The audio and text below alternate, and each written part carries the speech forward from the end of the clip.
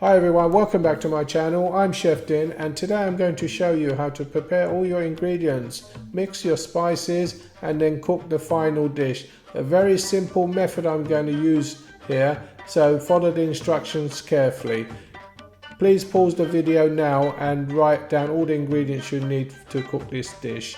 If you haven't subscribed to my channel, now is the time to subscribe. Hit the notification button so you get notified when I post new videos. So let's cook. Hi everyone, welcome back to my channel. I am Chef Din and I make tutorials for you to learn how to cook curries and so on. But this tutorial is a very simple one. It's to show you how to make your own garlic and ginger paste.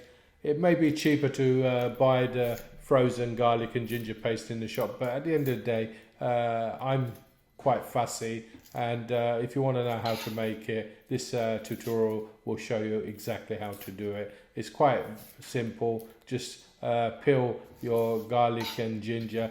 50-50 is sufficient.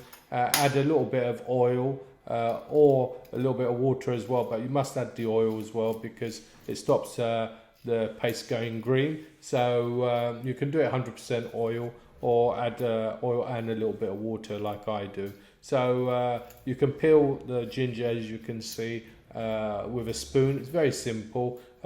We used to make buckets of garlic and ginger paste in the restaurant, and this is how my guys used to sit there peeling the ginger and peeling the garlic before blending it with a great big hand blender. So now it's as you can see, it's all peeled. Cut it into small pieces like you see, and once you've cut it all into small pieces, we're going to put it in a blender and basically blend, and then put into ice cube container and let it freeze. It may take 3 or 4 hours or overnight, and then take it out and put it in a zip bag for better storage. And that's it. That's how you make garlic and ginger paste. If you watch the video, you'll see how it's done. So anyway, before I do go, please subscribe to my channel if you haven't subscribed yet, because